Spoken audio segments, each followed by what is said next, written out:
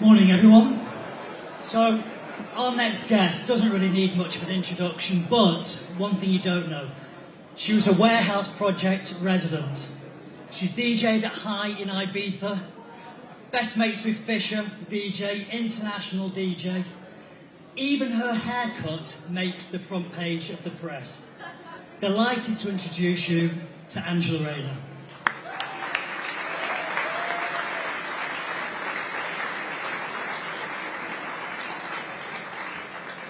Thank you, everyone, and thank you for being here. The people who keep our towns and cities alive when the lights come on and not when they go out.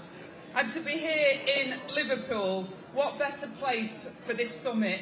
A city that's a cultural icon in its own right. The home of the Beatles, Frankie Goes to Hollywood, and the Lightning Seeds. And also Camel Fat, and I've also danced to a few of their bangers over the times as well. And the legendary nightclub, of course, Cream, and later the Creamfields Festival. I want to start on a personal note, because the nighttime economy isn't an abstract concept to me. It's not a spreadsheet or a briefing note. It's something I've relied on and lived and loved. I grew up in a working class household. Opportunities didn't come easy. Like millions of people across the country, my early working life was shaped by hospitality, by late shifts, by weekends and by graft. People know I was working in the care sector as a home help, but they might not know that, like so many of you, I also worked in a pub, the Malt Shovels in Cheadle. Unfortunately, it's not there anymore. Pubs, clubs and venue bars, these places weren't just where I worked, they were where I found my confidence, community and culture. They were spaces where people like me learned how to show up, how to perform and how to belong. And yes, I still love a night out. I always have, because nightlife at its best is joyful. It's creative, it's social, it's human, and it matters. The nighttime economy is not a sideshow, it is a cornerstone of who we are as a country. Economically, its contribution is enormous, supporting millions of jobs, driving tourism, powering local economies, and sustaining supply chains that stretch far beyond our high streets. But its value goes far deeper than GDP. The UK's global identity, our music, our fashion, our arts, our cultural influence is inseparable from what happens after dark.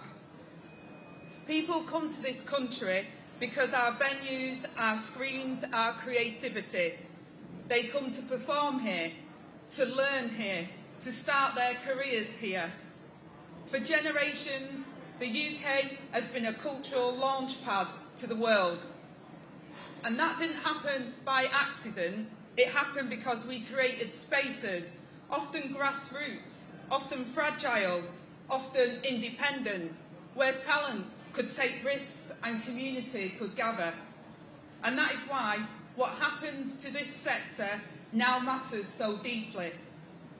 Because let's be honest with each other, the nighttime economy has endured years of hardship. Long before the pandemic, businesses were already under pressure. Then COVID hit the sector hard and fast, with the shock impact still felt today, with the nighttime economy having shrunk by 30% compared to before the pandemic struck. And since then, it's been a story of rising costs, energy bills, staffing shortages, inflation, business rates and debt, creating a perfect storm. The real human and business impacts are stark.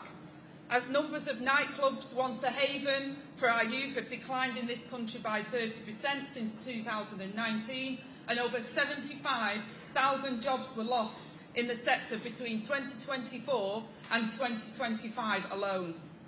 And while resilience is something this industry has in abundance, the burden of recovery cannot just fall solely at its feet. The burden must be shared.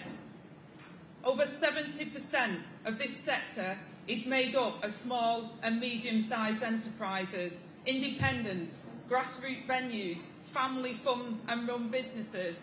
These are not faceless corporations. They're people who are taking risks, employing locally, investing emotionally and financially in their communities. And if we're serious about recovery, then we must fuel the recovery of them. That means recognising the value, not just in rhetoric, but in policy. And this is where we must be candid. There is without doubt a clear divide between policy that truly understands the nighttime economy and policy that simply applies a one-size-fits-all approach. Too often, policy is done to this sector, not with it. And I recognise clearly and openly that more needs to be done to engage the industry directly and consistently and respectfully, to listen, to co-design, to recognise expertise where it exists, because confidence in politics matters. Businesses need to believe that they will be treated fairly, that the rules won't shift without warning, that the long-standing structural issues will finally be addressed, not deferred again. That means looking seriously at the pressure points. Over the last few weeks, I've spoken candidly with businesses in my own constituency and many beyond it. And they say it's a huge challenge that they're facing and that it's a challenge just to stay afloat. Customers aren't just there in the same way as they used to be, as business rates remain punishingly high, energy bills soar, and costs in your supply chains and VAT bites. Across Europe, governments recognise that hospitality and nightlife required extended support, not handouts, but as investment. Now the government needs to plan to aid recovery, to stabilise the costs, to give businesses breathing space. I believe the government should look at how to support the night economy to thrive once again, more seriously. Not ideology, but pragmatically. But economic reform alone is not enough. We also need to look at how the system enables, or too often restricts, this sector's ability to thrive. That means licensing. The government should be working towards a more enabling, more permissive approach to licensing, one that recognises the value of well-run venues and trusts them as partners, not problems. A system that is proportionate, efficient and rooted in partnership rather than constant friction. And I'm delighted today to see the Mayor of London take this forward, announcing today a London-wide strategic licensing policy to boost the capital's vital hospitality and nightlife industries, something that I pushed for when I was Deputy Prime Minister and Secretary of State. And we now need to see more of this, and it means planning. More efficient, responsive planning process is essential if we want to encourage investment. Businesses need clarity, certainty and pace, not years of delay and a drain in confidence and capital. And at the same time, we must harness the power of the agent of change principle. And done well, it protects communities and businesses, ensuring that long-standing venues are not pushed out by poorly planned development, while neighbourhoods remain livable and safe. And this is not an either-or, it's about balance, fairness and long-term thinking. The 24-hour economy can't just be an afterthought, and it must mean joining the dots with public transport too. For those wanting affordability to go out on the night out and get home again, and of course those workers who can have to afford and rely on those transport routes as well. The night bus network, now in place in Manchester, has been transformative for the nighttime sector. Just as in London, workers can afford to get safely and affordably to and from work. This is something that shouldn't be a luxury in our major cities, but a necessity in supporting our high streets and the 24-hour economy. And alongside this, ensuring that workers in the sector have a minimum shift pattern is crucial. And if shifts are cut short, They should still be paid. It's not fair to send staff home without work and without pay on quiet nights. Workers deserve fairness and should not be exploited. And while we address our economic challenges, we cannot ignore the social ones. For too many people, and in particular women, a night out no longer feels safe. That is unacceptable. Safety is not an optional extra, it's a fundamental to the future of our nighttime economy. We must do more to make our streets feel safer late at night. That means robust, visible policing. It means tackling predatory behaviour head on. It means changing environments, lighting, design, staffing, transport to reduce vulnerability and build confidence. And let me be clear, transport is not just infrastructure, it's a safety enabler. People decide whether to go out based on whether they can get home safely. It really is that simple. I know this firsthand, and I know many of you do too. And if we want thriving nights, we need joined up thinking between central government and local authorities and local government, between transport, policing, regulations and businesses themselves. Because these are not separate conversations, they are the same one. And there's a bigger conversation we need to have about culture itself. We rightly celebrate our heritage. We protect historic buildings. But cultural value does not only live in bricks and mortar. Some of our most important cultural movements were born in basements, warehouses, clubs and temporary spaces. They were not designed to last forever, but their impact has. We need to start recognising the difference between a building and a cultural movement.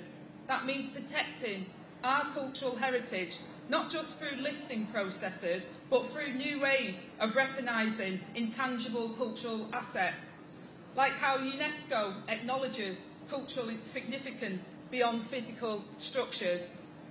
Because not all cultural value sits in old buildings. We should be proud of our nightlife, proud of our live music, proud of our electronic music and our DJs and artists who are breaking boundaries globally, proud of the spaces where people define their craft before the world took notice. These places are part of our national story and they deserve protection, recognition and support. And that is why I would support the government in having a named minister with responsibility for the nighttime economy to champion the sector inside government and ensure that the voices of small and medium businesses are heard loud and clear. And this was called for in the NTIA manifesto, Darkest Before the Dawn. And other countries have led the way on this. And now we should learn from those countries and those successes and give the nighttime economy and the hundreds of thousands of businesses in its true champion on the national stage. I've seen the best of this sector close up. The venues in this room, the spaces you represent are extraordinary. They command global respect. They drive the visitor economy. They make the UK a cultural and social powerhouse that is envied worldwide. So I want to leave you with this. We need to do better. We need to recognise the value of this industry economically, culturally, socially. We need to design policy with the industry and not for it. And we need to create an environment, both economic and cultural, where businesses have the confidence to invest and grow, and that communities can thrive, and people can believe in the amazing nightlife that this country has to offer. Because when the nightlife thrives, we all prosper. Thank you very much.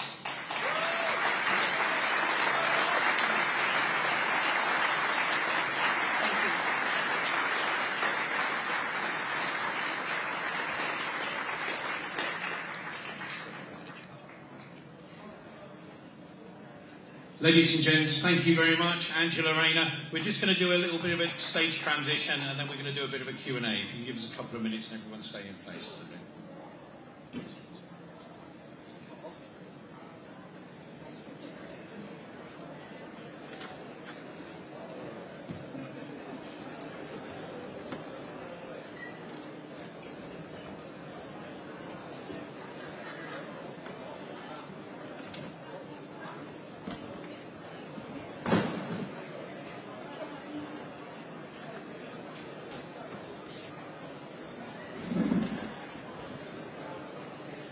Check one.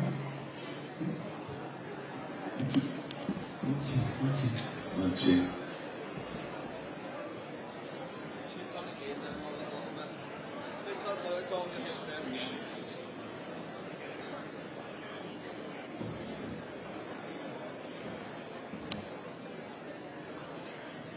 Thanks for your patience, everyone. I'm just going to welcome Angela back on stage. Thank you very much. And if you could give her a round of applause, an amazing speech. Backing our nighttime economy is so important.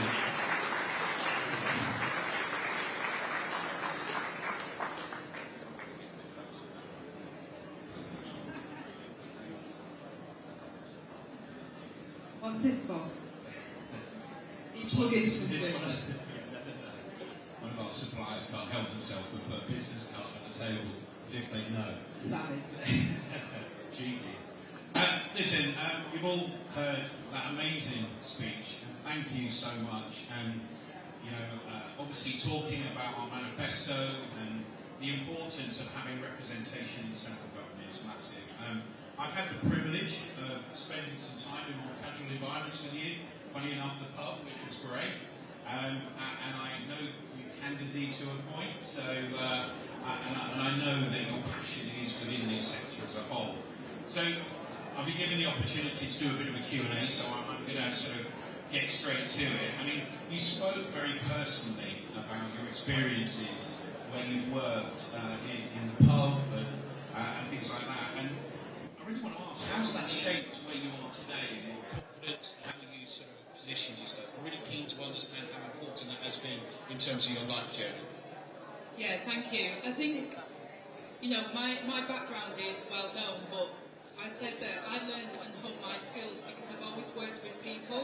And I started off right at the beginning. I worked at a kebab shop called Tasty Place in Aswood, and that was great. And I was about 16 at the time, and I learned how to deal with customers. I learned the challenges when someone's not so happy.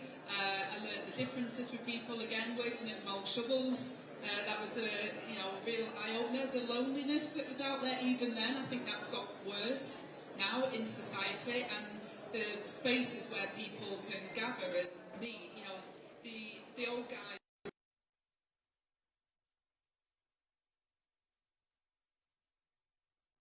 About people. So when I went into politics, I'd already been a carer. I'd been a Samaritan for a period of time.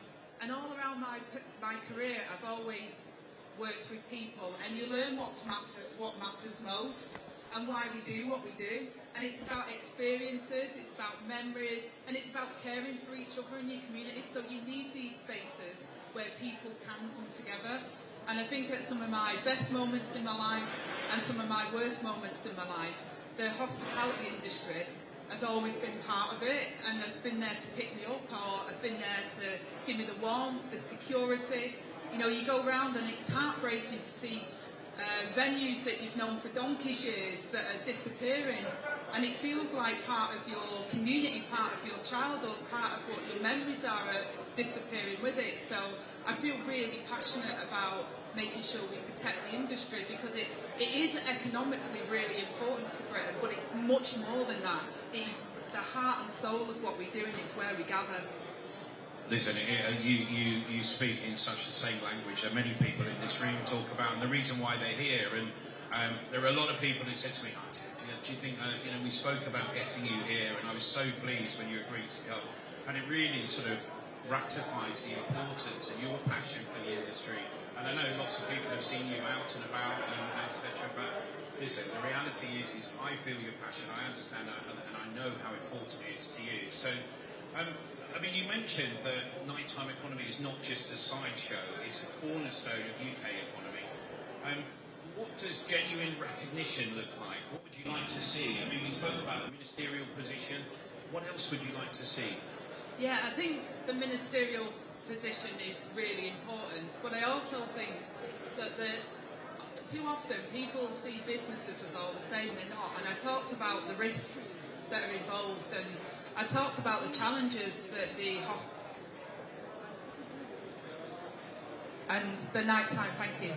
nighttime economy and what they've been through. And I think that we've got to recognise the It's not even a double whammy, it's not even a triple whammy. I talked about the challenges on business rates, the challenges on VAT, the challenges, yes, the minimum wage going up and the living wage and the costs of energy. We've got to start looking at the intersectionality of all these challenges and start relieving some of them.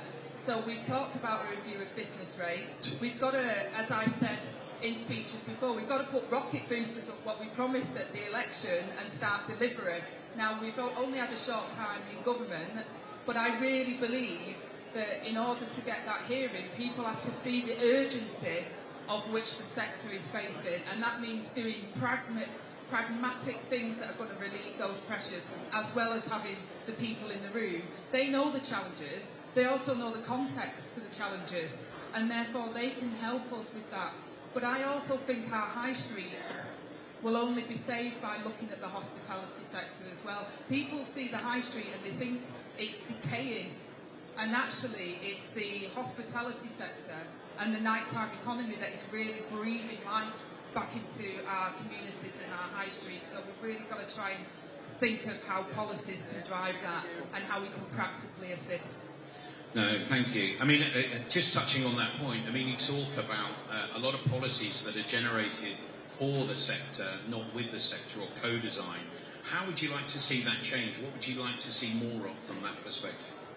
Well, that's about the engagement as well. I think having the minister is important, but it's also about the engagement. And as I said before, businesses are not one size fits all. There's a very big difference between the family-run business in the high street, and even in some parts of the country there's big differences, as opposed to Amazon, for example. They are not same businesses and they have different challenges, and we should recognise that in policy, and we should be driving that forward and having that engagement. But as I said before, the urgency, people need to understand we're losing venues, we're losing our cultural heritage, we're losing those spots where people can come together. So we've got to do something, and we've got to have the urgency around that, because people, they understand the issues are complex, and they are. There isn't a lever that you just press. It is complex. But I also got frustrated in my reflection of my time in government, is that all departments will do things and they don't always necessarily understand how one department says we're going to do this and how that has a double impact if another department is saying they're going to do something else. So having a minister and having that cross-departmental working on some of these issues, I think, is really vital as well. No, it's massive. And just touching on one of those subjects, I mean, one of the key things that we're seeing around things like planning, you know, and how we look at speeding up those planning decisions and more partnership-based approach. I mean, we talked about licensing. There was licensing reform that came through. You know, how important is that in terms of investment and growth? I mean, we've lost a third of nightclubs. A recent report that we've done around electronic music has seen, funny enough, the North, 93% growth in electronic music events, which is amazing. And that's not just me going there. That's just not you going out, yeah. So, I mean, I'm really keen to hear from a planning perspective and licensing, what would you like to see? Yeah, I mean, I know these are not things you'd expect at this type of conference to talk about licensing and planning, but these are really important structural issues, and I was incredibly frustrated at how long it takes to get through planning and the bureaucracy of it. I mean, it's soul destroying. It almost cripples you in the process, and it definitely ages you. And therefore, planning has to be more responsive. It can't be like this sort of endurance. We should be recognising what people want, what communities want, and making it easier to get through the planning process. And I think there's a way of doing that, which I said in my speech. And licensing, I'm really pleased that Sadiq, the Mayor of London, is now taking that mayoral approach to it. Because in London, look, it's like in Manchester, we don't see our local authority boundaries yet. We don't go, oh, I'm in Tameside now, I'm in Stockport. You know, people will move between those boundaries. And yet, if you've got local authorities with all different types of licensing agreements, it makes it really, really difficult. So having the mayoral approach, which, you know, Sadiq's taking up, then I think that will make it a lot easier. We just need to why do we make it so hard? You know, I know it's a struggle. We say that in our movement, it's a struggle. But we make it unnecessarily hard, and I think we just need to sort of like get through some of get through some of the noise, get through some of the barriers, and just start doing things that people want to see. Thank you. And I loved the fact that you spoke about co-design. The industry has got to be a fundamental part of these policy shifts. One thing that you mentioned that I think is dear to many, we've had many panels over the last day and continue today, and Silvana and the team have been working hard on safety initiatives around vulnerability, but it was so important for someone like yourself to highlight the vulnerability, the VORG position, particularly that you've experienced directly, and how important transport is, and safety and vulnerability and policing. You know, we talked about transport being a safety enabler. What would you like to see? How important is that for a night out from your perspective? I think it's really important, and I want to pay tribute to people in the industry because they've done so much to make people reassured about safety in their venues and how people feel going out. And the problem seems to persist that we still don't have a joined up transport policy, and we're not working with the police again on some of these issues. And you know, there's talk of taking, you know, more staff away, and actually people want to see staff. They want to see the presence of police, or they want to see the presence of transport staff that are there. They don't want to be out at night isolated. They don't want poor lighting in areas because that makes people feel less safe. So having a joined up approach that recognises that, and you know, not just about people who want to go out at night, but also all those people that work at night, whether they're NHS workers, whether they're nighttime economy. There's a lot of people that don't work Monday to Friday, 9 to 5, and they need a transport system that's going to connect them. And it's especially important in areas like rural areas, because they've seen their bus routes being cut, they're seeing the opportunity. You know, we've got a by-election at the moment with a Denton train station that has one train running a day. I mean, that's no good. We've got to do more. We've got to make sure that people can see visibility of people who can help them if they need it, and they need to see that the transport is connected, is cheap. Because, you know, I travel between Manchester and London. I can fly over to Europe cheaper than I can get from Manchester to London, if I'm honest, on a train. That's not cheap. We need to make sure that transport is cheap and it's connected up. And it's, I mean, some of the challenges we have is the late night economy transport. So, you know, I have visions of my son staying out till 3 in the morning and have to sleep in a train station till 6 a.m. to get the earliest train. It's craziness. But, I mean, one of the things that I measure in terms of success, and I think it's important, is how nighttime economy can integrate into policy decisions, whether you talk about transport, safety, licensing, planning. It has a really important part to play, and the voice needs to be there, and for some reason we just don't seem to be able to intersect, so it's really important to see that support. So look, I'm going to round up and just to leave you with a moment, and hopefully you can leave everyone here. Oh, I've got it, sorry. Mike, it's going to be a mic drop. Pin me down now as well. So finally, sort of, what would you say directly to the independent venue owners and operators who are still struggling to believe recovery is possible? Well, first of all, I'd say thank you. Thank you for being the beating heart of our communities. And we've got to do better. I said it in my speech, I'm saying it passionately now. I think that we've got to move faster. I think we've identified the problems. I don't think, as you say, there is a lot of intersectionalities between what government does that has an impact on the nighttime economy. I think having those voices around the table, having that minister will help with that. But I think that, you know, it's time now to really start the delivery and understanding how you could do one policy over here and then you're doing another policy over here and then you're doing something else over there, and it's having no concept of how all of those things together are having an impact. And we've got to start putting real, tangible, pragmatic solutions, because we're losing venues. And I know, as I said in my speech, many of you are carrying the burden of that. You're carrying the burden of that when you're home. You're carrying the burden of employing staff and worrying about how you're going to pay them.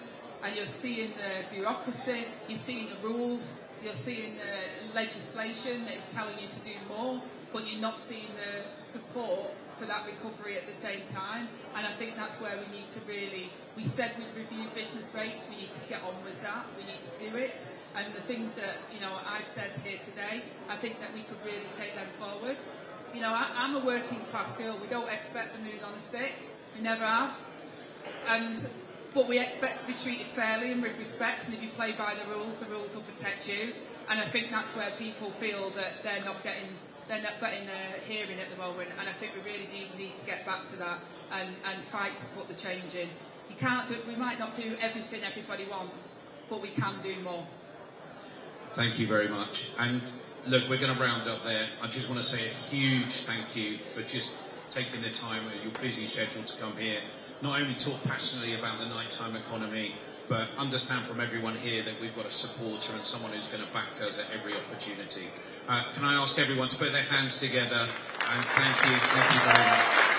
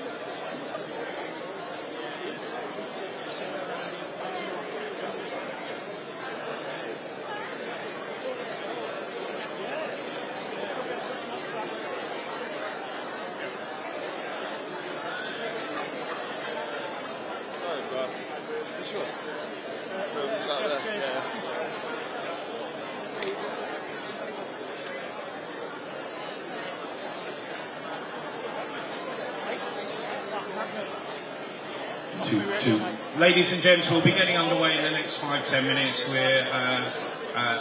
mayors will be coming downstairs and we'll get underway. So please start to take your seats and look forward to having a bit of an interesting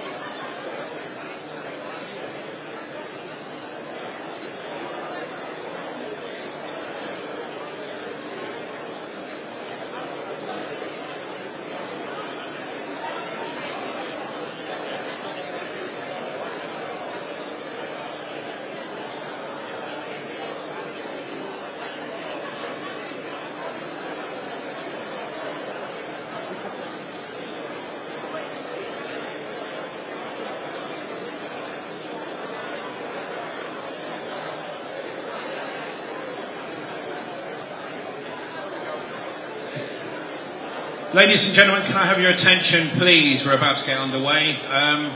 Can I please bring onto stage first the Mayor of the Liverpool region? Can I get your hand, put your hands together for Steve Rotherham?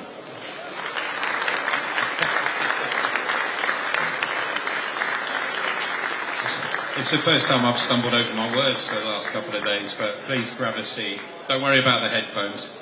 Always wrecks your hair. And our next introduction is someone I think many of you have heard and seen, and that's the Mayor of Greater Manchester, Andy Burnham. Can I welcome you on stage? Thank you.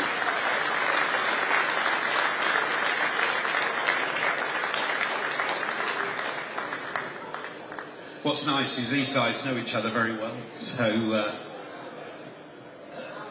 I'm going to start with a question. I mean, I suppose the easy one is: I understand both of you are budding DJs. When's the next back-to-back for charity? If we can get that announced today, that'll make press either way. And we're quite happy to back the charity, and there are a load of people in here who'll commit to it as well. It could be in this place, so it could be actually here. We're looking for the venue, but the one that we're definitely scheduled to do is the Philharmonic Hall. So we've gone from sort of a few hundred now. They want bigger venues. So who knows if any of us need an alternative career. What's the score? So we've had 3, haven't we? Are we 3-0 for Liverpool. No, look. When we do these things, just to give you the context to it, so it's for a charity. We had one in Manchester for a bed every night, didn't we, for the homeless issue, because we all need to do our part and play our part in what we can do to eradicate that. Angela Rayner played her part that night, didn't she? She did. She was all over social media. If anyone, just go onto your Google and put Angela Rayner and the Daily Mail, which we all believe every single word of. Peter Reid was on your team and Rowetta was on mine, and they had a slanging match about Everton and Manchester United on stage. You remember that? It wasn't just about football, it was about other issues that Rowetta claimed Manchester was better in every aspect bar one, and I won't go into that, but any of you later will tell you what she was on about, but she was enjoying herself. I call for Angela to just, off the back of it, go head-to-head, whoever the winner is, and I think that's definitely a good thing. But listen, it's great to see you engaging and being a massive part of the nighttime economy as DJs, and I know both of you are advocates for nighttime economy and the culture and social economy that are represented within this room and this conference, so I really, really appreciate you giving up your time and coming and talking about it. Look, joking aside, I mean, look, we know that you're both advocates for nightlife. You've done some amazing things. And one of the things I wanted to contextually sort of ask you about, we've recently released an electronic music report that says that the north of England has seen a 93% growth in electronic music events. Are we seeing the north taking over? And what's your view in it? I'd love to hear that.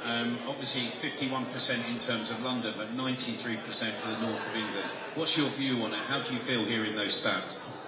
If you have a look at what's happening, both in Greater Manchester and Liverpool City region, so for instance, we are a UNESCO World City of Music.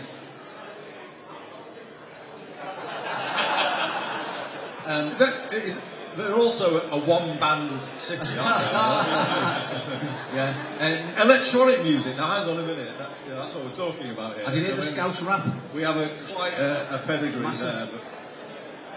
But if you look, you've had one decade where you have decent music. New Order blows him out of the water whenever we do our DJ battle. It's fair to say. It's a decent one, but the likes of the Zootons with Valerie gets everybody singing. So what did other people do? Go or sing?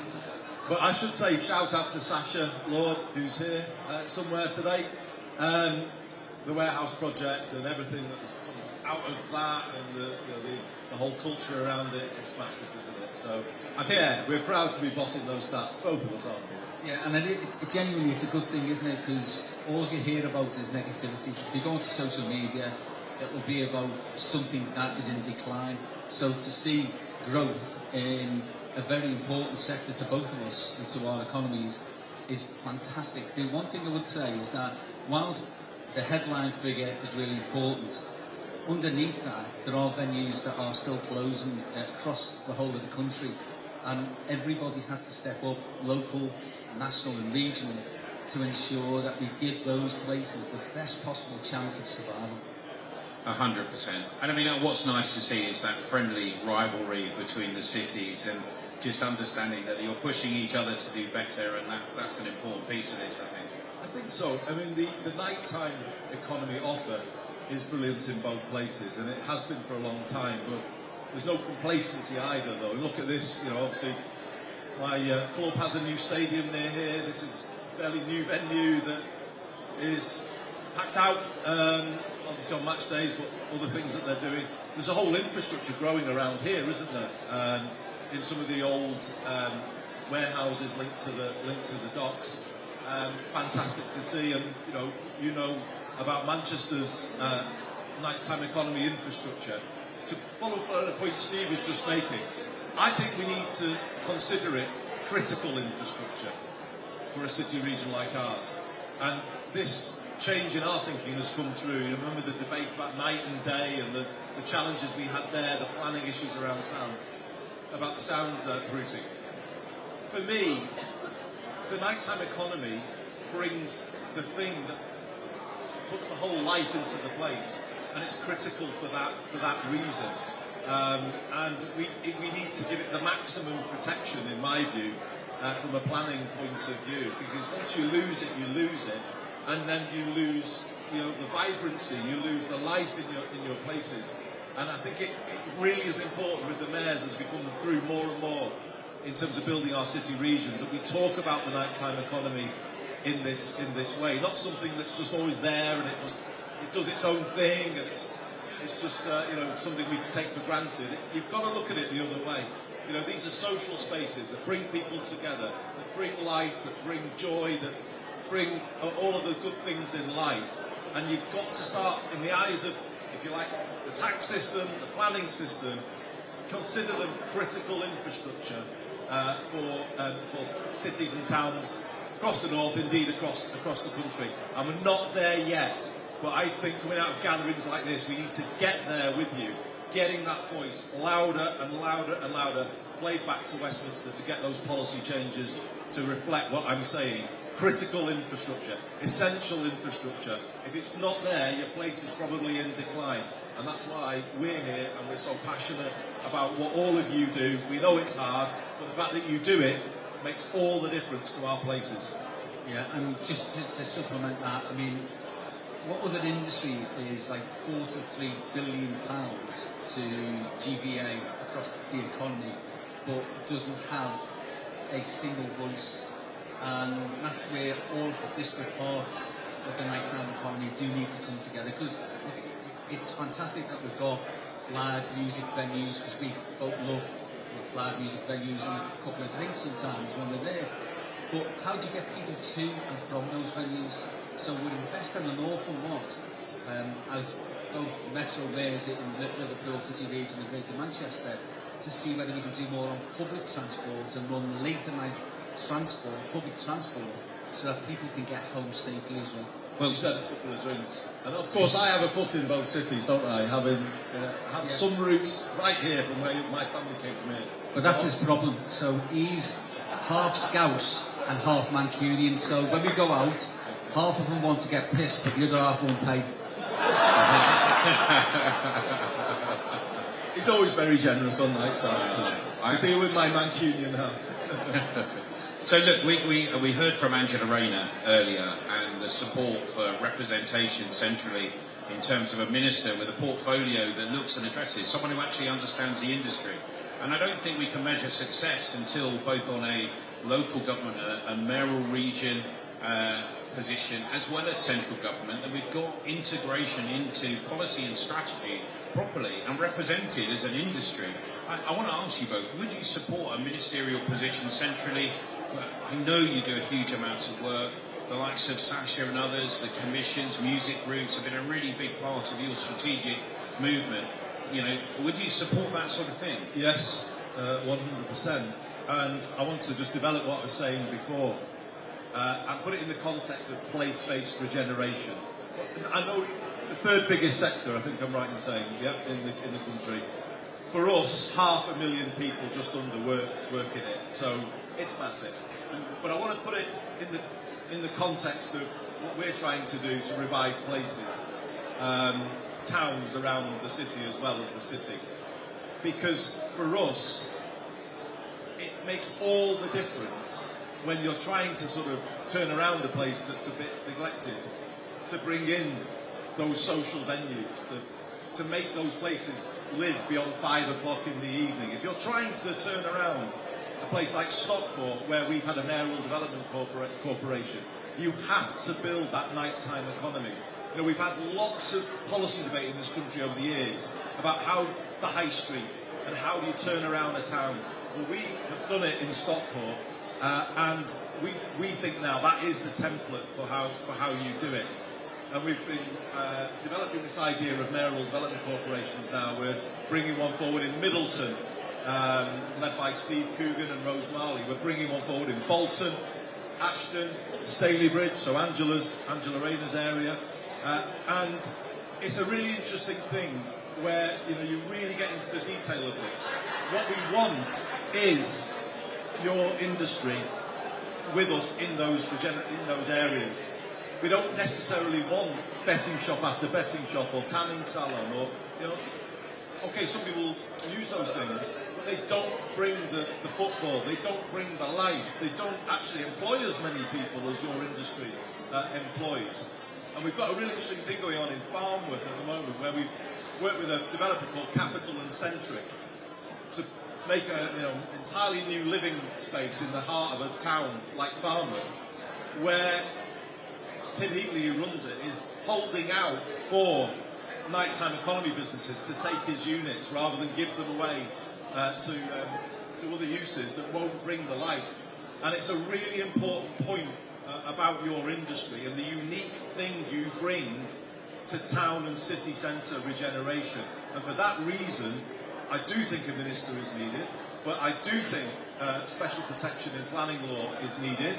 And we've got that in our planning framework now. But I also think a tax regime that reflects what I've just said is needed, both in terms of business rates and VAT, because of the extra contribution the industry makes to the wider economy in an area. And that very much is the way I see it, and I'm sure Steve sees it too. You could pick up the theme here. Prescott with Shakespeare North and the whole regeneration that's come in there. We're starting to see in the Liverpool city region of Greater Manchester the great things of the city starting to move out into the boroughs, aren't we? And that's why it's so important to have a holistic overview of what you're trying to achieve. So for us, our strategy is that we look at what's happening in different sectors. We try to help by supporting those sectors and planning those sectors, and then we bring in, as I say, things like public transport. But the one thing that it does do that is probably an intangible, more nebulous thing for us to measure is it can change the reputation of a place. Do you remember, it's a Sefton Council, isn't it, who launched a new music festival that we went to, didn't we? Yeah. And I know my family come from Bootle, or my brother was born in Bootle, so I know Bootle really, really well. And the Strand shopping centre has seen better days. Well, it had done it. But credit to the council, they were really, trying to start the turnaround. But do you remember that pub we went into during the first Salt and Tar? Do you remember it was your culture advisor trying to order a drink and tell everybody what because it shows you some of the challenges you have when you're starting this journey of turning a place around. So we went to see a band called Red Rum Club, who were absolutely fantastic, but it just happened to be a monsoon and it's an outdoor venue. So we were soaked right the way through. The closest pub at the time was the Mayflower, if anybody knows that, and it's an interesting place, isn't it, the Mayflower? So I don't know whether Kevin Mack's here, but if anyone's from Liverpool, you know Kevin Mack is. And when we went, he's very refined, isn't he, Kevin? Very refined tastes. Yeah. So I said to him, "What do you want?" And so we ordered the beers, and then I said to Kevin, "What do you want?" And he said, "I'll have a wine." So I said to the barmaid, "Can I have a wine, please?" And she said red or white, so I said to Kevin, red or white? He said, white please. So I said, white. And then he says to me, what type is it? So I said, excuse me, what type is it? And she said, it's fucking white, I've just told you. So, but that didn't turn us off. I just think that was a brilliant thing, you know. So we were waiting. It's gentrified the Mayflower. Yeah. So we were waiting to go next time because we thought this is brilliant. This. Listen, I could leave you two on stage just to carry on the conversation without a doubt, but I'm going to sort of start to nail down a couple of... Listen, it's very hard not to talk about devolution. And both of you guys getting the opportunity to have a greater say at a local level. And I think many of our industry want people with local knowledge to be making decisions, particularly around the nighttime economy.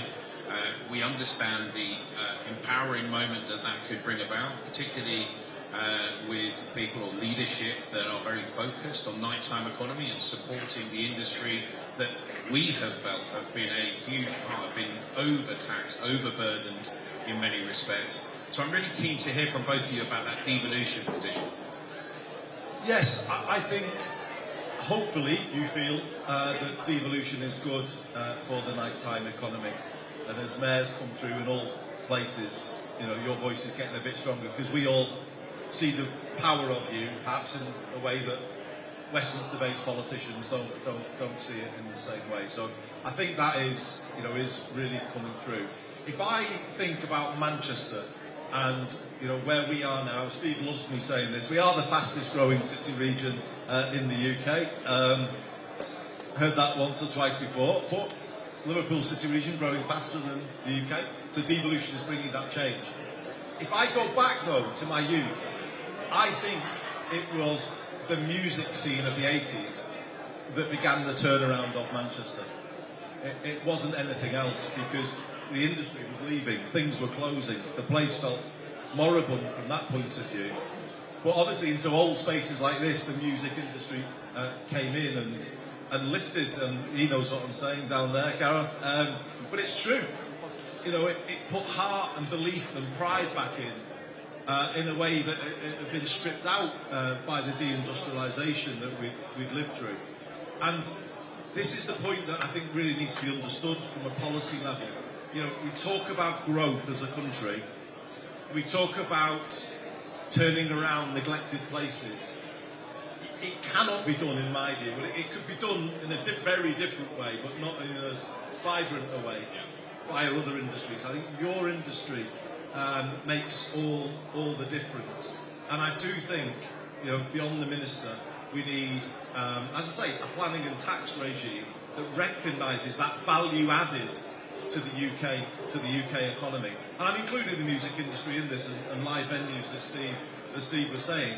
And actually, the wider hospitality industry. I know pubs have got their business rates exemption, but you know it should be broader than that. I think it should be all hospitality venues because you want that mixed economy as well. You know, that's an important thing. You know, it's not one version of the nighttime economy. Sometimes when places have one version of the nighttime economy, that doesn't actually help that sort of more broader regeneration. Stalybridge, I mentioned, used to be called Staley Vegas for a period in Greater Manchester. It's still known as that to a lot of people. And it's great because everyone remembers going there. But in the end, it's not necessarily that broader offer that has, that type of place, but also more of a cultural offer, restaurant. You want the whole mix of the nighttime economy in play. And that's why I think we need to get away from a fragmented approach to tax and have a broader approach.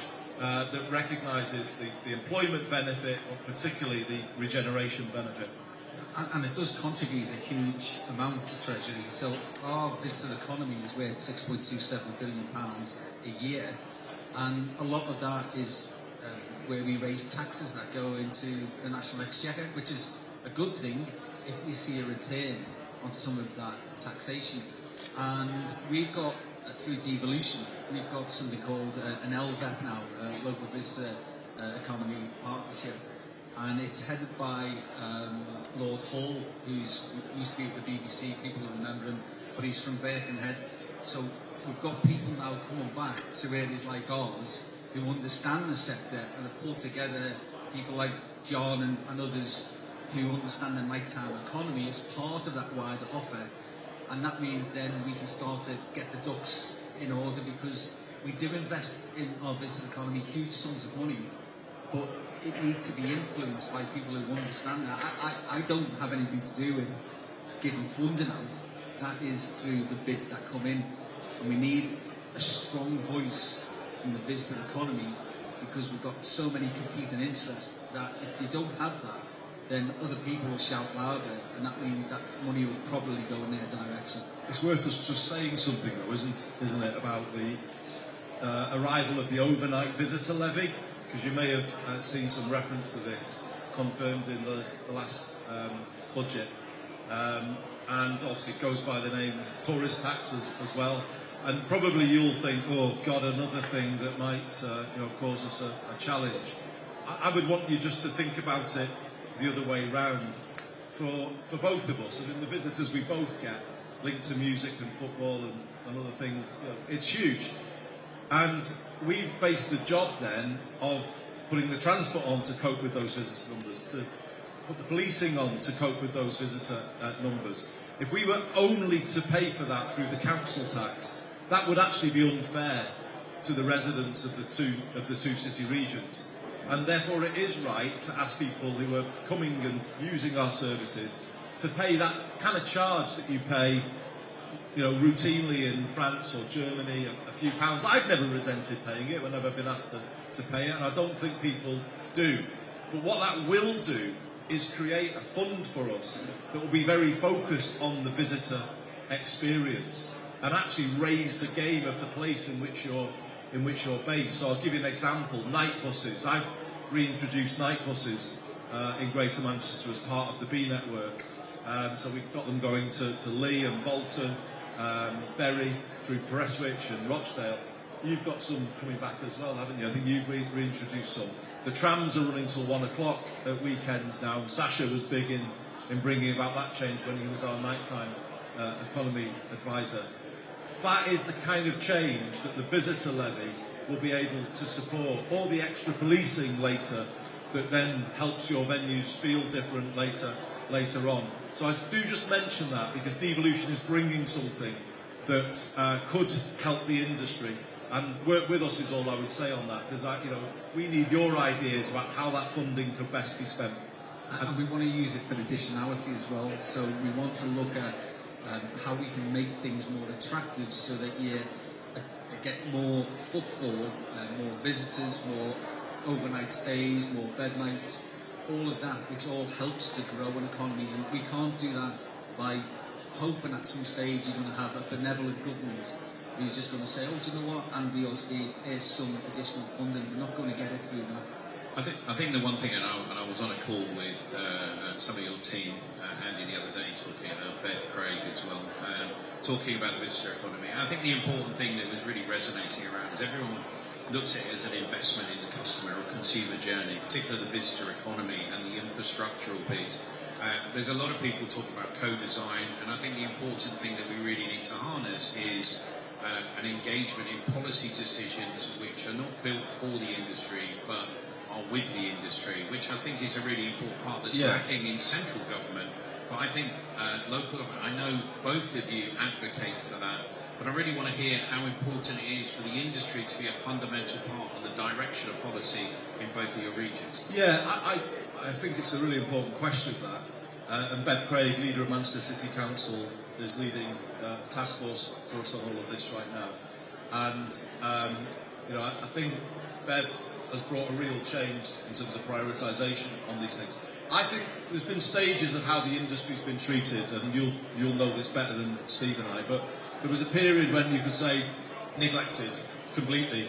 In our case, the Hacienda just closing down and no one really understanding its value and all of that. And you had those issues here, didn't you, with the cavern years ago. So there was that era. Then I think we're probably in the current era, which is where you probably feel a bit done to, where you wait for budgets and you wait for things and it never quite meets what you were hoping, or you just feel there's another thing you're having to cope with, and I can understand how that probably feels. We've got to try and get it to a third era beyond that, which is about empowering you, your voice being in the mix with us at the regional level, but also then together we amplify the calls to the national level that are stronger. And I'm not saying this just because we're here. I don't think either of us are doing this. 10 years as mayor, both of us have lived 10 years now. You know, this sector brings the gold dust, doesn't it? I mean, it brings the visitors, it brings everything. You know, if we didn't have what we've got and what we're lucky to have, then our city regions would be nowhere near where we would want them to be. So that's the case for that special case, you know, the exemptions that I've been calling about. And I think we've got to kind of together, coming out of events like this, kind of turn it into that sort of different policy sphere. When your role in regeneration, turning around neglected places, is like really understood at the national level. I don't think we're there yet, but I think there's incremental progress towards that point. One of our responsibilities is obviously economic growth, and one of the areas that we know we can grow further is the likes of the visitor economies.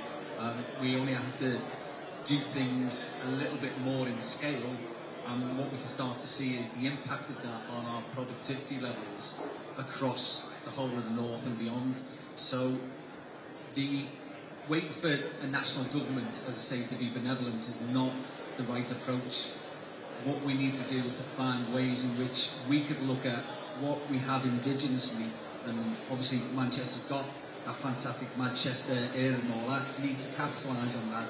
And did you see his gritted teeth there? Or, I think they were probably on show. I like the Buzzcocks, but that's about it. But what we can do locally in our city region is to look at that broad depth of different musical genres. As I say, there's a bit of... we mustn't trade on the past, because you do a thing, don't you? Bands on the run. I used to do a Mayor's Band of the Month. I think one of the things that we've got to get better about is people of our age I will talk about the 80s incessantly, and that Manchester music scene of there. And, you know, but people always say, well, what can I do? Everybody here is on social media, I bet you. And yet when we put things like music or my music on social media channels, it doesn't cost anybody here a single cent to press like. So we can support in a different way. We're waiting for those bands to break through. Some of them, if anyone's heard the Quayside, by the way, brilliant. Well, we did an event, didn't we, at Shakespeare North, where I took a band, actually electronic dance, K Estate. Check them out, everyone. K Estate from Middleton, Grace Manchester, all of them. Quayside came, so we had me and him were at Shakespeare North with the two bands, and I would put the call out to all of you today. If you came to us saying we want to do a new talent night and we're having a range of bands, we'd be there, wouldn't we? And I kind of feel sometimes maybe give us more, call for challenge those. Us. Yeah, because I think the risk is we talk too much about the nostalgia and not enough about the now. And it's hard for some of these bands to get noticed these days. And we try, don't we? But if we just work more together on that, I think we could do something better. Because they're trying, but they don't get the same profile. And the kind of challenge of working class talent breaking through these days is much harder, I think, than it was in the 60s, 70s or 80s. And I think together with you, we need better, newer, more innovative ways of platforming them. And that's why it's important about some of these smaller venues. We need to keep them. They're part of the ecosystem. Hopefully bands do start there and then progress all the way through. Without that sort of tier, that strata, and we're missing out, and people have got to then go to places like this and hope to sell it out. But if you're just starting out, as we all know, you need that step to get to those dizzy heights. I think it's important to recognise, look, grassroots, whether you talk about electronic, whether you talk about live, are vitally important, and we've got to revitalise it. We've got to do as much as we can to support. I mean, there are two other points I really wanted to sort of address. We've obviously gone through the licensing reform. We represented on the central government cabinet piece on looking at licensing reform in terms of the recommendations. We know London is piloting. The importance of licensing being more permissive and enabling is vital. I believe, for our industry. But that has to be coupled with planning that is much easier, less complex or complicated. And the timelines to encourage growth and investment are vital. What do you say about that sort of devolution position where we see London as a trial mechanism? How much would you welcome the opportunity to have a greater control on licensing and planning within your regions?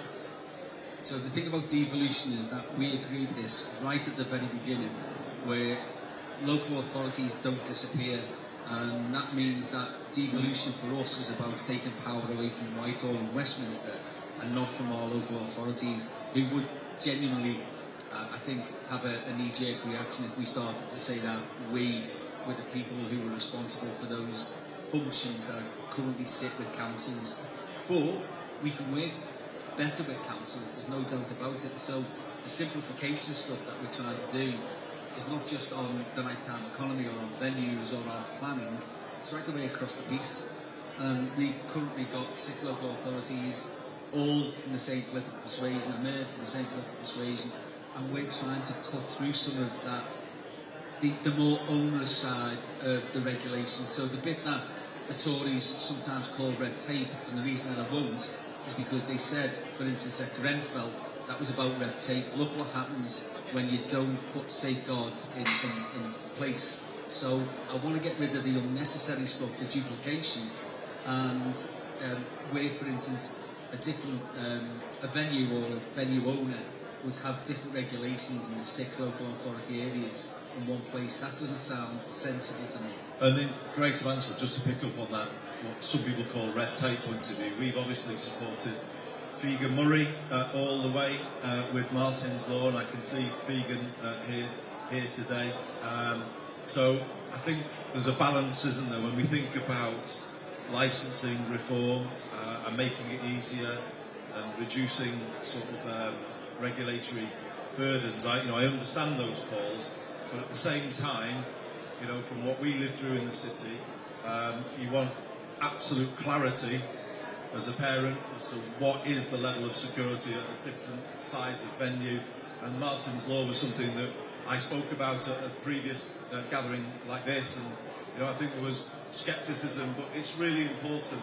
I think part of this is about raising the quality of what we do, helping you for the reasons I've been given this afternoon, but also just raising the standard of a British night out as well. And we all know there's probably more work to keep doing there. And it isn't just the physical changes, it's Ask for Angela and the training that comes with that. And I know many of you are absolutely brilliant with that. But, again, there's always more that can be done. Some of the spiking issues that we've seen in our cities, there's, again, more that can be done. So it's a case of a quid pro quo all of the time, isn't it? Getting rid of unnecessary stuff, speeding things up for you, but at the same time, saying, right, we're going to help, but we also have these standards that we need to maintain. I just want to mention the purple flag system that we've got, because Liverpool has it. We're talking about standardisation. We want all of our local authorities and all of those venues to have the same sort of safety and security processes in place. And I think that gives you then an indication of a place that you could go where safety is paramount, because that should be our number one overriding concern. 100%. And we resonate here as a trade organisation, and many people know about it over the last couple of days have been speaking about it. I mean, look, it's going to be very difficult. It would be remiss of me to not take the opportunity to sort of tackle the tax burden situation that we're sat in. There is no doubt we need to be treated as a stronger value within communities, and I think both of you do that very well and advocate heavily. Without a doubt, we've seen taxation go through the roof, whether we talk about national insurance contribution, business rates, and a multitude of other things, including minimum wage, etc. And there is no doubt there is more outside of the fiscal environment to do in terms of infrastructure around transport, safety, etc. The big thing to us is representation is key, both central government and also local or mayoral office level. What I would ask of you is, would you back something like that? But also, many people, when I explained that I was going to come up and get on stage with you guys, similar to with Angela earlier, many people are calling for a VAT cut. Is that something that you would back as leaders of major regions within this country? Yes. We have done previously. Absolutely. So we did it on the last lot. So you can't say because the complexion of a government's changed that all of a sudden you're not going to ask for the same sort of things that we did under the Tories and the Labour. People need to understand what this is about. It's not necessarily a cut, is it? It give a boost to the industry. That's the most important thing to get growth. We'd be hypocritical if we sat up here today and said everything we thought everybody wanted to hear. We're not going to call for the disapplication of the national minimum wage from this industry, are we? And if anything, we would be putting a call out to you to join the Good Employment Charter in Greater Manchester or the Fair Work Charter here in Liverpool. It's basically the same thing. I think we can and should say we want employment standards to rise in the industry. The whole question of staff getting home at the end of a night is an issue we would want to talk to you about. If we're putting on public transport with more safety features built in, which is what we're doing with Travel Safe live chat in Greater Manchester, we want to talk to you about that. Or if someone's working really late, a taxi if there's no public transport available. But not just a taxi, a safe taxi. So we're looking at the out of area working, and some of those people who've got licences in certain areas, but they wouldn't have got them in our area. Let's just make that really clear for people who don't know. If you go around the streets here or in Manchester, you will see Wolverhampton taxis everywhere, and we can't vouch for the process. Or where's the enforcement? They're not coming up from Wolverhampton every night here to enforce. So this call needs to be heard nationally. We need to raise the standards of what we're doing as a country, particularly when it comes to safety on a night out, because it links back to what Fegan has achieved with Martin's Law. We need an end to out-of-area working. We need taxis that are licensed here, trusted by the people here. And that is all part of raising our game, as well as looking after people more who work in the nighttime economy. But again, back to the quid pro quo, what do we then do in return for you? I would, and I'm sure you would, Steve, argue for a VAT rate more consistent with what you find in Europe, because of the social value that your businesses bring to places and towns that need that life injected into them. I personally would support permanently a lower business rates regime for hospitality businesses for exactly the same reason. Because if you go back to that Farnworth example, where there's a row of empty shops waiting to be filled, linked to that amazing new development, if those lower rates were in place, immediately there's an incentive for your businesses to come in and fill those spaces. And that brings benefits to not just the new residents in those places, but the older residents that are using those places during the daytime as well. So that's what we want, I think, here. Raising the standard together of everything that we're doing as a country. Nowhere in the world does this stuff better than us, but we can't be complacent about it, because we all know there's areas where we could raise our game. So why don't we do that? Why don't we raise our game? But it's about going to Whitehall, I think, for the next budget round with a really evidence-based, work-through proposal about a tax regime for hospitality and the nighttime economy that kind of puts a firm foundation underneath you. You know where you're working, but then we can legitimately say to you, and by the way, though, these are the safety standards and the employment standards that we want to see in your industry. I hope that sounds fair. I think that's what we should work towards. Thank you. Well, I'm just going to say this. It's almost like it's not been an interview, it's been a double act, to be fair. And I've loved having you here. Thank you so much for your continued support and your advocacy for our industry. And if anybody wants to hire this double act, we are available, aren't we, for book? And It could be DJs. soon. We did write a book together, if you didn't know, called Head North. It's all about when we left Westminster. And I just need to say to you today, the sequel, Head South, is currently on hold, but who knows, it might be available at some point in the future. Thank you very much. Can everyone put their hands together, please, for Andy Burnham and Steve Rotherham?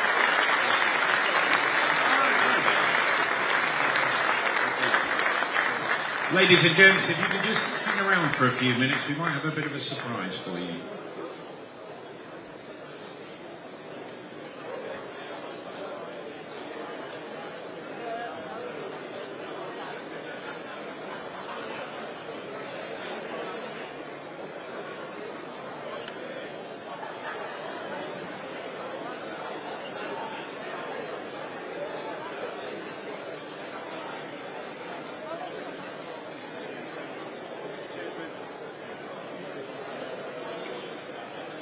Yeah, fine. Ladies and gents, can you just take your seat? I'm just going to introduce Mr. Stephen Brains from He, She, They. I'm going to hand over to him now. Yeah. You might recognise this lovely man next to me.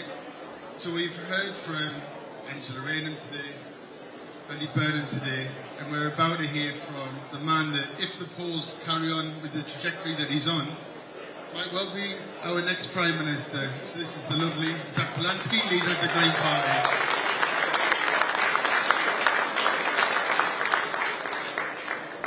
So Zach, unlike a lot of other political leaders of the bigger parties, you've got a CV that revolves around the arts and the nighttime economy. Can you just give us a little snapshot of some of the jobs that you've done in the nighttime economy? Yeah, lots of people will know that politics wasn't part of my plan, so I spent a lot of time being an actor. And for anyone who's been a working, jobbing actor, that actually means you work in hospitality. And so I spent a lot of time working as a barman, a waiter. I was a nightclub promoter for a few years. I was doing guest lists at Heaven and GAY for about 5-6 years. And then doing lots of standing out in the street in the evenings, promoting clubs and trying to get people to stop me in the street. Funnily enough, people say to me all the time, being a politician must be really hard. And like, it's a responsible job, I take it responsibly. But actually, I've never had a harder job than working in hospitality, when people are having a great time around you and you're trying to remember someone's order, you're trying to get something done. So huge love to everyone who's working in hospitality and keeping things moving. It's great to have someone who's actually going to be in a position of power that actually understands us and knows us. And unlike a lot of politicians who've actually been into a nightclub in recent times and seen it, I was lucky enough to be at the event you had in Heaven, because my partner Bradley Skeng was DJing, and it was amazing seeing you not just be there for a politician in and out for 2 minutes, but dancing and enjoying the music and speaking to the bar staff and everyone there. And I think that message of hope, where you've got 120,000 new members, has really carried through. But importantly for all of us, what hope can the Green Party bring to the nighttime economy at a time where it's quite dark for some of us? Yeah, I mean, there's never been more of a need for hope. I should say, when we were at Heaven that night, Jeremy Joseph, who's the owner of Heaven, who I used to work for, he told The Guardian that I was a terrible barman, but a great member of staff, but I'm still resentful about that. And I think there's lots that need doing. We're in a moment where people's rent is going up, people's bills are going up, but wages have been stuck in 2008. And for so many people, it feels like they're running just to keep up. And we know that's the same situation. In fact, it's even exacerbated for people who run nightclubs, bars, restaurants. This hasn't been helped over and over again by some of the decisions by the government, particularly around business rates, energy bills being a huge issue for any businesses, but particularly bad for the nighttime economy.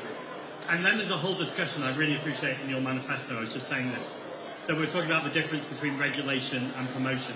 Now look, I'm not going to sit on this stage, as tempting as it would be, and say, let's just deregulate, we don't need any regulation. There's really big need for regulation in the whole sector, as there is in many sectors, to keep people safe, including employers, employees, and local residents. But it can't be all about regulation, and actually we need promotion. We know how much the nighttime economy benefits the UK economy, billions and billions and billions of pounds. 136 billion pounds. Right, absolutely huge, going straight into the Treasury. And 2 million employees. Right, exactly. Now, you often, well not often, but sometimes politicians make economic arguments. I'm actually just as interested in the humanitarian arguments. If we're running a society that is just about, like, just the public services working or just getting by, fine, we've got humanity can survive. But what about thriving? What about absolute love, being around the people we love, being with our friends, our neighbours, our community? We're seeing the worrying rise of the far right, and I genuinely think that nightclubs, theatre, art, music is a huge part of the antidote, because what you're doing is allowing people to collectively get together and tell a different story. Right now, the right really want us to believe that change isn't possible, that it always has to be this way, that it always will be this way. And one of the ways we can demonstrate it doesn't have to be this way is creating alternative ideas of what the future could look like. And I genuinely think when you're in a club or in an art space, that's exactly the time where creatives can get together and envisage a better future. Whether that's obviously on tackling the climate crisis, tackling poverty, or anti-racism strategy. All of that can happen through having a really good nighttime economy. To do that, we need a strategy, and that's why every local authority should have a nighttime economy strategy. The last thing I'd say, because I realise it's a long answer, I used to live in... You're very good. I used to live in Atlanta, Georgia, or more specifically Athens, Georgia. Athens, Georgia is really famous for its music scene. And I was there as a student, and sometimes 3 o'clock in the morning, you could wander into a cafe, like a late night coffee shop. You'd have a musician on a piano just playing away. You'd have people working there, they're all in jobs. But because you've got nighttime cafes open, it would mean that there would be street lights at night, which means safer streets at night. It would mean there would need to be public transport to get there anyway. That's also good because it's accessible and affordable. There would be toilets people can access at night. Good for me in the cafe, but more importantly, good for those transport workers, for the cleaners of the streets, for the people who are keeping our cities running. And so having a nighttime economy that thrives just means your city doesn't just shut down at 10 p.m. and actually can keep going all through the night, creating an economy, creating a thriving economy, looking after people and creating less stress on the daytime economy because it spreads things across 24 hours. Just makes sense on every single level. So when I said that he understands us, he actually does understand us, which is great. So one of the things that